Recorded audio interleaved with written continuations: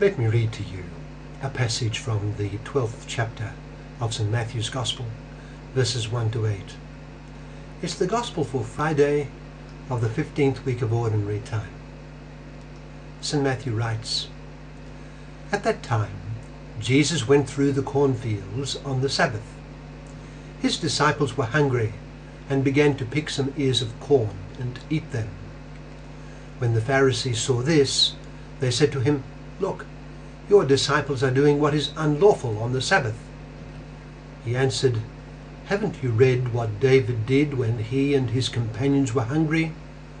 He entered the house of God, and he and his companions ate the consecrated bread, which was not lawful for them to do, but only for the priests. Or haven't you read in the law that on the Sabbath the priests in the temple desecrate the day and yet are innocent? I tell you that one greater than the temple is here.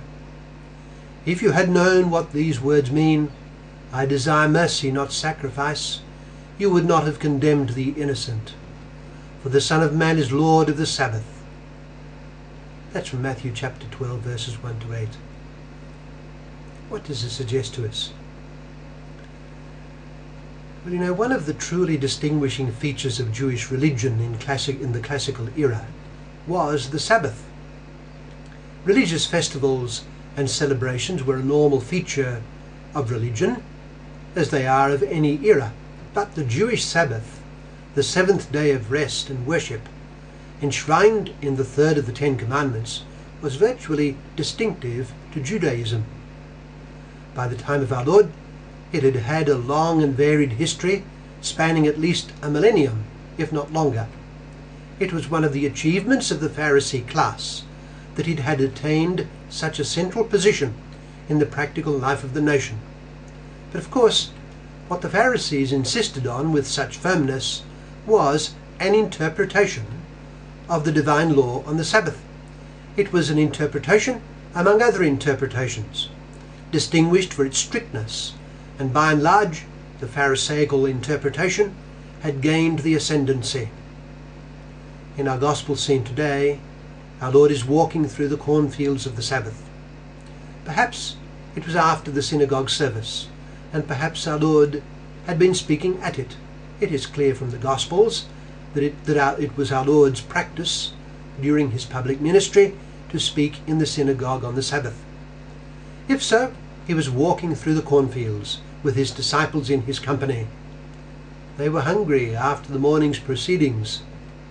They began to pick ears of corn to assuage their hunger, and some Pharisees who were in the immediate area observed this. It was forbidden to work in the fields on the Sabbath, and picking ears of corn was a variant of harvesting.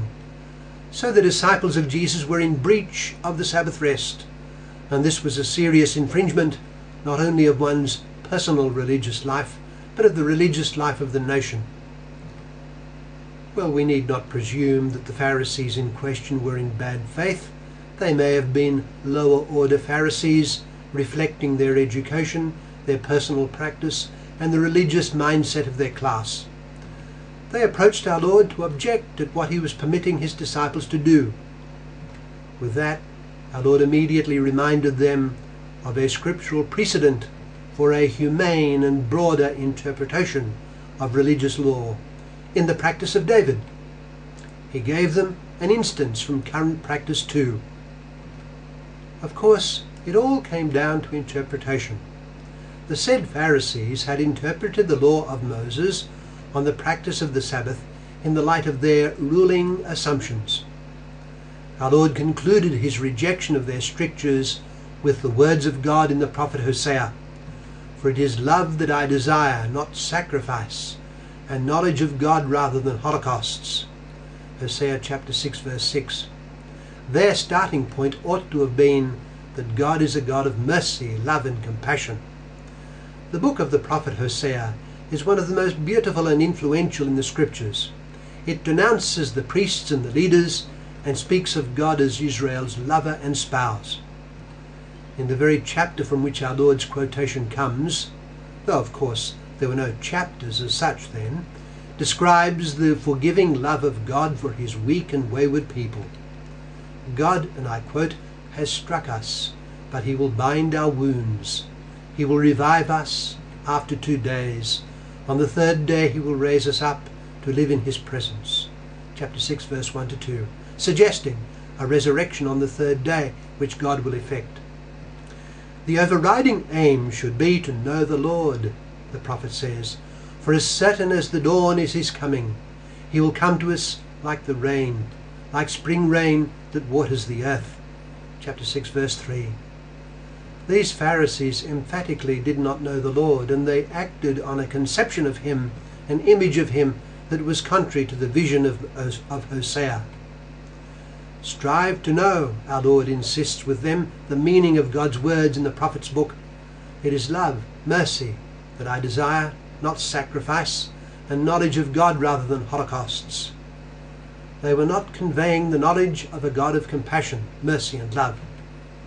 All of this reminds us of how religion so often turns on interpretation.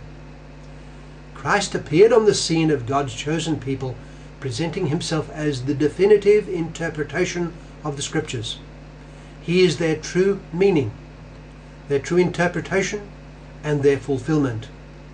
He delivers to us their proper meaning, and they light up the fullness of what he teaches. Everything pivots around the person of Jesus Christ, far greater than what the Scriptures had formerly expected, though all that they did expect found fulfillment only in him. This was rejected by the highest echelons of the nation. Let us contemplate the clash that occurs in our gospel scene today. It ends with the singular notion that Jesus Christ is Lord, Lord in this context of the Sabbath. He is the Sabbath's interpretation, and the Sabbath points to him.